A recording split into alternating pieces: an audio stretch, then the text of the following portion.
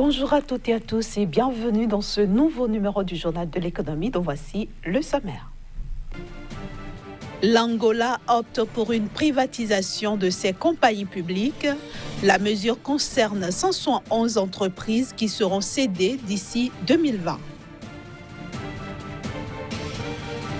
L'Afrique est en passe de devenir la seconde région enregistrant la plus forte consommation de riz par habitant.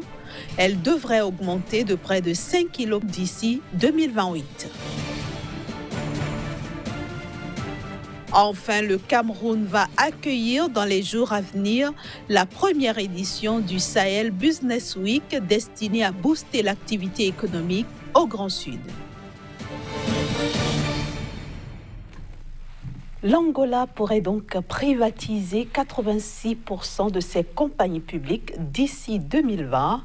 Au cours de la dite période, l'État angolais aurait cédé 171 de ses 195 entreprises publiques à des investisseurs privés. 80 d'entre elles devraient même être cédées d'ici la fin de cette année, tandis que 91 seront cédées l'année prochaine. La dernière vague de privatisation enregistrera la cession de 20 autres sociétés en 2021 et ce sera le tour des 4 dernières de la liste en 2022. Tout ceci entre dans le cadre du plan national de développement et de diversification de l'économie angolaise initié par le gouvernement de João Lourenço. L'objectif est de limiter l'ingérence de l'État dans l'économie au strict nécessaire, surtout dans le domaine industriel, afin de redonner un second souffle à une économie dominée, vous le savez, par les influences du système soviétique depuis l'indépendance du pays en 1975. 663 millions, c'est la somme que l'Égypte entend investir dans de nouveaux projets industriels. Il s'agit surtout pour le pays de construire de nouveaux complexes industriels à travers tout le pays afin de booster les exportations des produits fabriqués en Égypte. Dans la cagnotte annoncée, plus de 300 millions de dollars seront consacrés à la construction de 13 nouveaux complexes industriels. Plus de précisions dans ce reportage. De nouveaux complexes industriels verront bientôt le jour en Égypte.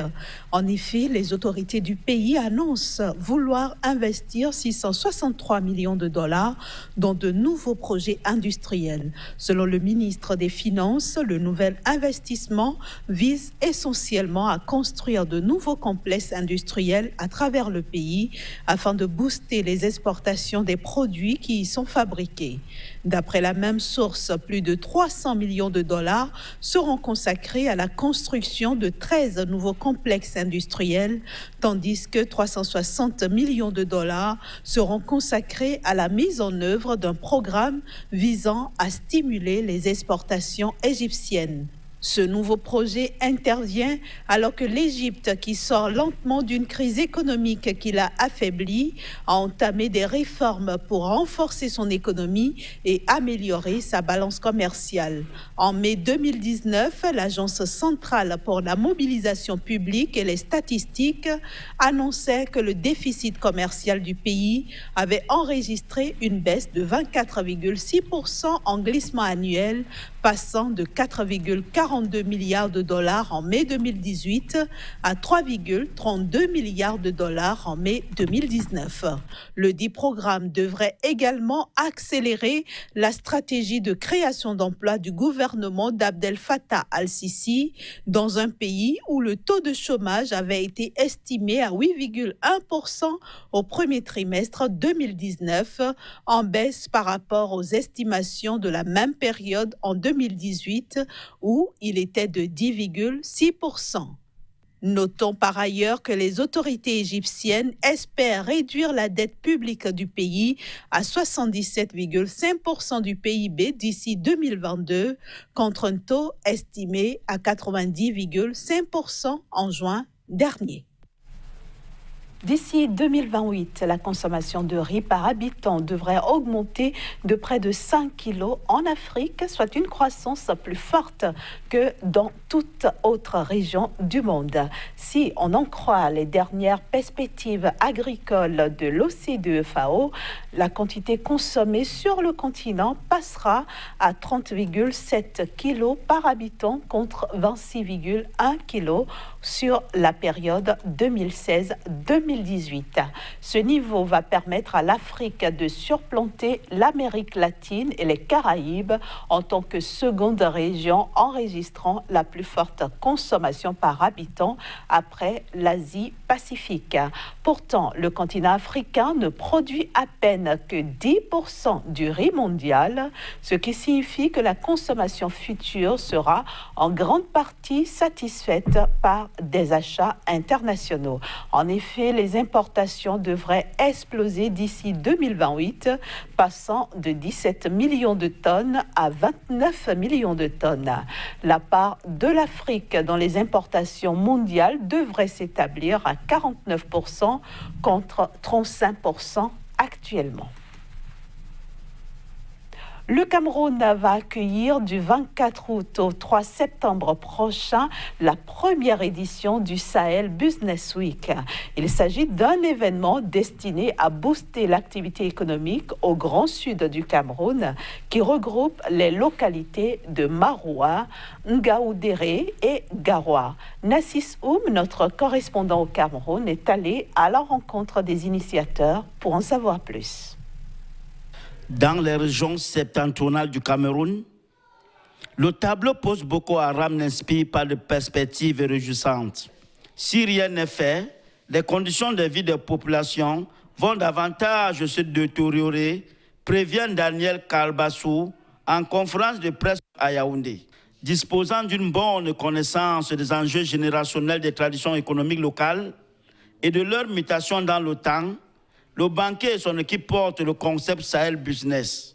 L'objectif du Sahel Business Week, c'est contribuer au développement des régions septentrionales, à la relance de l'économie de ces régions, en mettant l'accent sur les potentialités et les opportunités, et en montrant aussi des exemples de réussite, et donner une autre image que l'image négative qu'on voit souvent dans soit les journaux ou les radios comme véhicules, on parle souvent de pauvreté, d'insécurité. Ainsi posé, Sahel Business Week fait la part belle à la participation des populations et de toutes les élites, commerçantes, politiques, intellectuelles et religieuses. Il y a trois activités principales. Il y a le côté exposition-vente, pour ceux qui ont des commerçants ou des entreprises qui ont quelque chose à dire. Et l'autre deuxième activité que nous considérons la plus importante, ce sont les conférences. Le dernier point, c'est la culture. Cet événement qui va se dérouler du 24 août au 3 septembre donnera aussi l'occasion d'exalter les mérites de ceux qui ont le mieux reçu dans le septentrion et de décrypter les nouvelles opportunités d'affaires.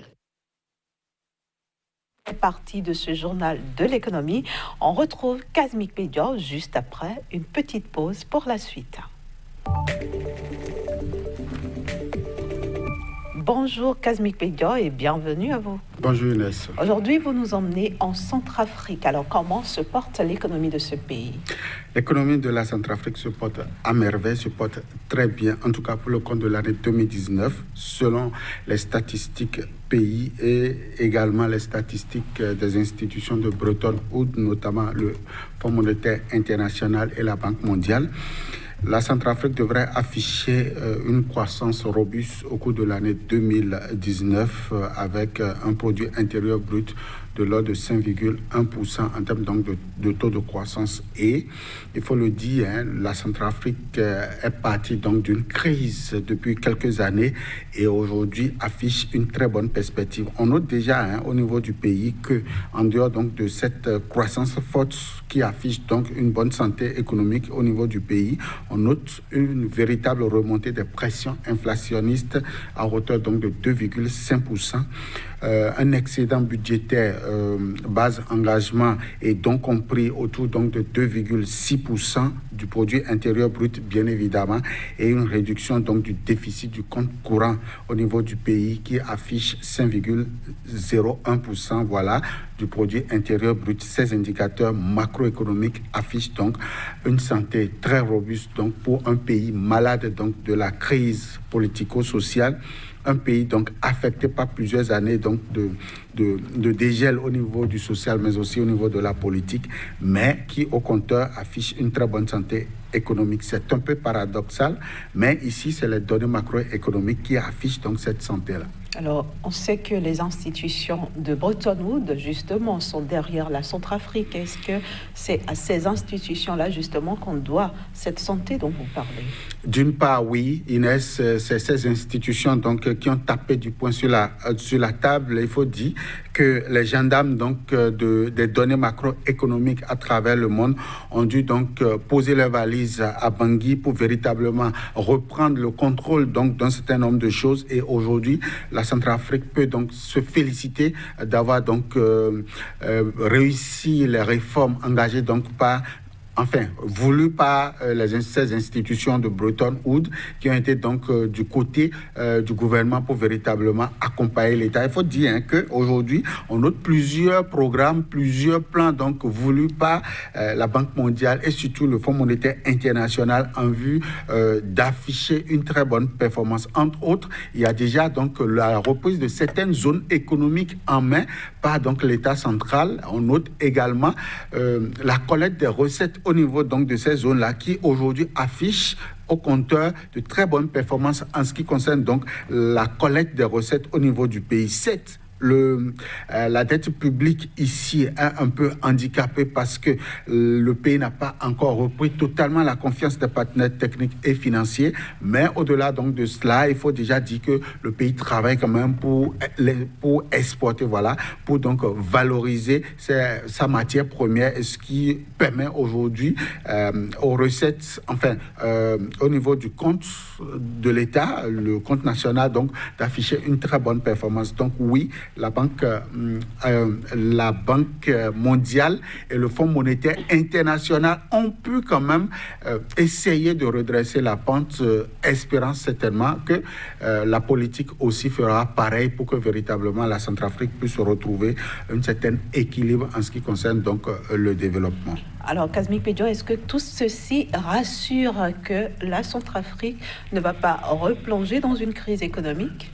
Forcément, Inès, il faut dire que c'est l'arbre qui cache donc la forêt. Ce n'est pas évident qu'une économie puisse mieux se porter alors que le social ne va pas du tout, alors donc que la jeunesse est toujours en proie à cette crise politique, alors que donc la politique elle-même n'arrive donc pas à véritablement stabiliser le développement, la question du développement autour donc des enjeux majeurs au niveau du pays et aussi au niveau de la région. En effet, la Centrafrique aujourd'hui est citée au niveau donc de la région comme donc un maillon faible du système économique, et il va falloir véritablement que la Centrafrique puisse retrouver son équilibre. En tout cas, des efforts sont menés. Déjà, l'accord signé en février permet aujourd'hui donc à la Centrafrique, aux dirigeants centrafricains de respirer un tant soit peu. La présence également donc des forces militaires de l'ONU et aussi de l'Union africaine montre véritablement que certaines zones qui restent encore donc des points forts donc aux mains de ces messieurs-là pourront d'ici à là être sous le contrôle du gouvernement, et véritablement la Centrafrique pourra donc concilier la performance économique à la question du développement et surtout à la question donc du retour de la main-d'œuvre de qualité dans l'économie pour véritablement offrir à ce pays une certaine aisance, pourquoi pas au niveau de la région. Merci beaucoup, Kazmi Pédion. Merci pour toutes ces explications et à très bientôt sur ce plateau. Merci et très bonne journée à vous. Merci beaucoup. Alors, chers amis téléspectateurs, vous l'avez compris, nous sommes à la fin de ce numéro de votre journal de l'économie. Merci de l'avoir suivi, mais restez sur SICA, les programmes continuent. À bientôt.